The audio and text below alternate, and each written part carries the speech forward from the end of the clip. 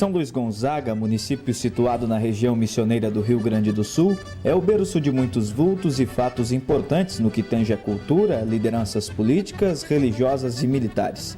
É um celeiro de ases. Por aqui passou e nasceu gente como Jaime Caetano Brown, Noel Guarani, Pedro Hortaça, Senador Pinheiro Machado e Luiz Carlos Prestes, apenas para citar alguns.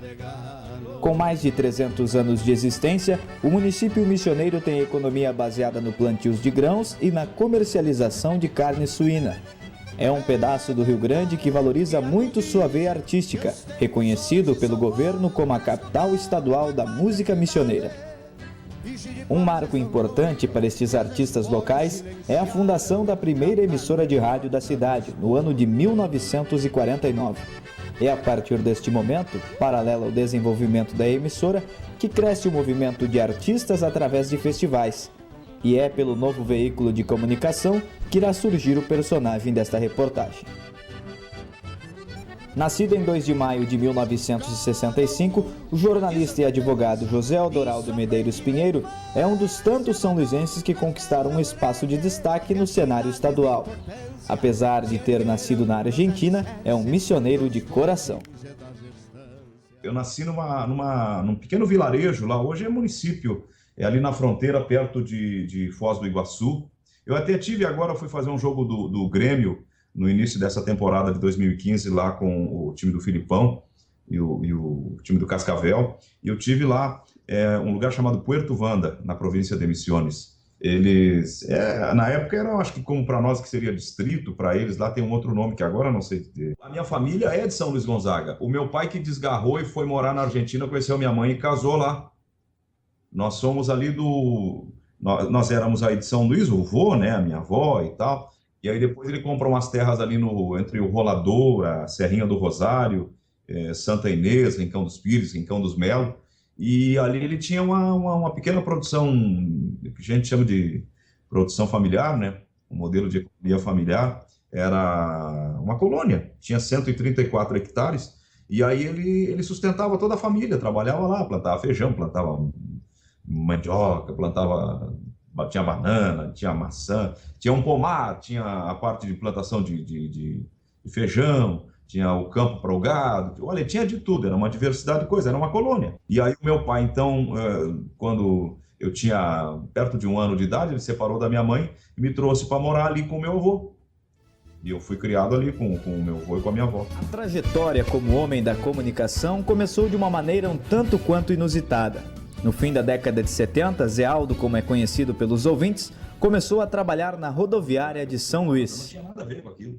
Eu tinha um déficit de atenção, era boca aberta. Uma vez eu cometi um erro, eu vendi uma passagem para o prefeito de Caibaté, que o seu Mário tinha dito que era para reservar, que aquilo era dele.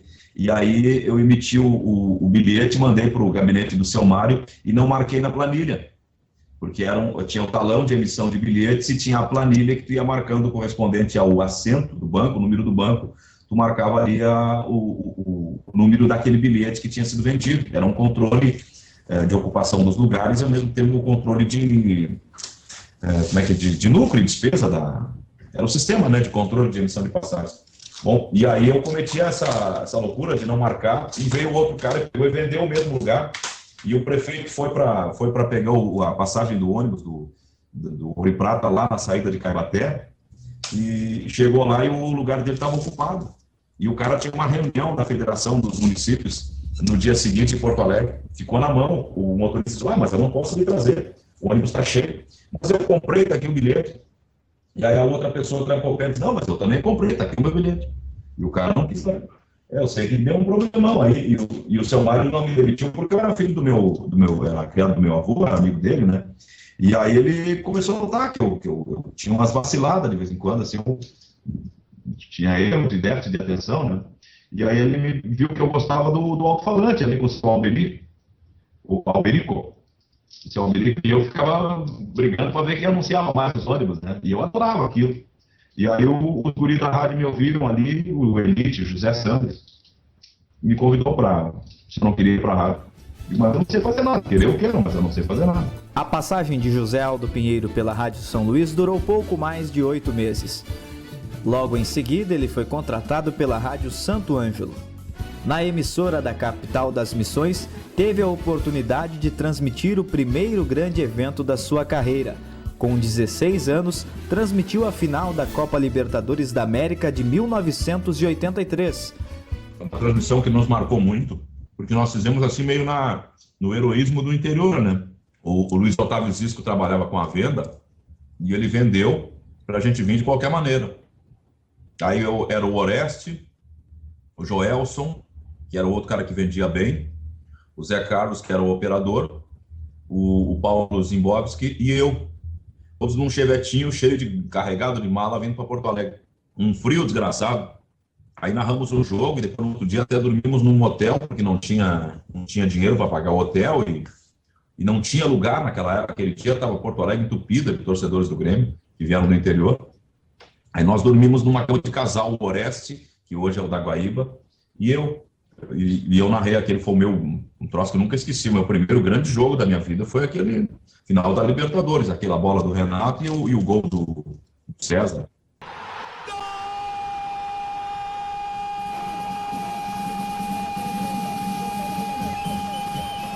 Sua passagem pela Santo Ângelo também não durou muito. De lá, ele foi para a Rádio Caxias, o trampolim para chegar à principal emissora de rádio do estado, a Rádio Gaúcha.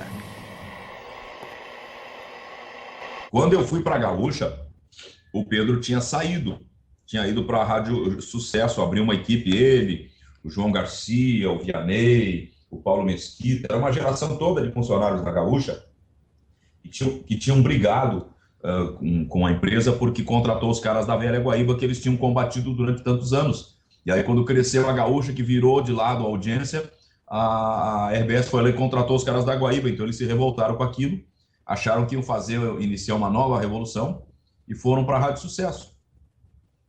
Levaram praticamente toda a equipe da Gaúcha para lá. E foi por aí também que abriu vaga na época na Gaúcha. Eu entrei, por exemplo, na vaga do João Nassif, em 85. Só que o Pedro foi para Sucesso, a coisa não decolou, eles foram para Bandeirantes e a coisa estava se desenvolvendo. E nesse meio tempo veio a Copa de 86 no México e eles convidaram o Pedro para voltar e o Pedro deixou a equipe toda na mão e voltou. E aí o Pedro voltou como repórter, então eram o Ranzolin, o primeiro narrador, o Haroldo, o segundo, o Brauner, o terceiro, eu, o quarto, e o Pedro Ernesto e o Belmonte eram repórteres que às vezes narravam. Só que o Pedro sempre quis ser narrador. E o Pedro, ele na concorrência, sim, ele é cruel com os concorrentes. Aí ele ficava me minando, dizia, o que tu quer aqui, cara? Pô, eu, por exemplo, sou repórter, mas no grande jogo, na Copa, nas Olimpíadas, sou eu que vou narrar. Tu vai morrer aqui como último, não sei o quê. Ele ficava fazendo uma pressão psicológica. E eu cheguei a parar no psicólogo na época. Eu me sentia meio inferiorizado com aquelas coisas, assim, né? Ver aqueles caras, tudo Santana, aqueles caras famosos, que tinham sido ídolos da minha infância, e dizer, pá, isso aqui parece que é muito para mim. E aí eu fui para a Guaíba. Não sei por quê, porque eu tinha me criado ouvindo a Guaíba, e eu achava que a Guaíba tinha a ver com o meu avô, com a minha família, e eu queria ajudar a reerguer a Guaíba. E eu fui para a Guaíba, me sentia melhor mesmo na Guaíba. Na Companhia Jornalística Caldas Júnior, foram 10 anos de microfone, incluindo transmissões de Copas do Mundo e outras dezenas de transmissões pelas Américas. Foi também a primeira oportunidade de José Aldo diante das câmeras, trabalhando na extinta TV2 Guaíba. A qualquer momento nós voltaremos com mais informações aqui diretamente da Central Guaíba Correio do Povo de Eleições. Em 1995, José Aldo recebe um novo convite para trabalhar na Rádio Gaúcha. Ao aceitar, ele inicia uma nova fase que vai durar 17 anos. É também o reencontro dele com o público de São Luís, pois neste ano é inaugurada a Rede Gaúcha Sat, cadeia de emissoras do interior que entram em rede com a empresa de Porto Alegre para a transmissão dos jogos. A Rádio São Luís, fazendo parte da rede, irradia novamente a voz do Pinheirinho para uma legião de amigos e fãs. O posto de narrador da Rádio Gaúcha e de narrador dos canais Premier, Sport TV e TV Com teve fim no ano de 2012, após 17 anos de serviços prestados ao Grupo RBS. No mesmo ano, ele foi contratado pelo Grupo Bandeirantes no Rio Grande do Sul. Aceitei o convite para ir para um projeto da Bandeirantes, que eles estavam abrindo uma rede em todo o Brasil, em todos os estados, de emissoras que falavam 24 horas por dia de esporte, que era a Bradesco Esportes FM, que no Rio se manteve, está bem, e em Belo Horizonte também, e em São Paulo.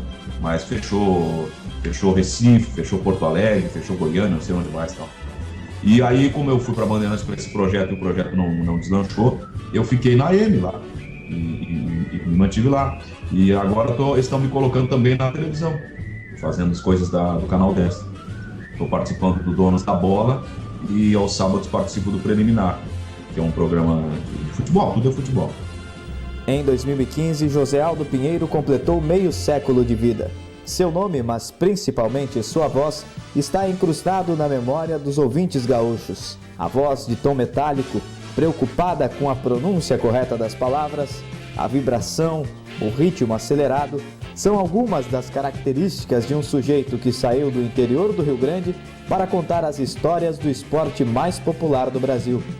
Para alcançar todos estes feitos, segundo ele, buscou conhecer todas as teorias que pôde, mas nunca foi escravo de nenhuma ideologia. Pelo contrário, sempre buscou ter liberdade de consciência. A mais, 41-42 da Alessandro, caprichou, fechadinho, é gol! Gol!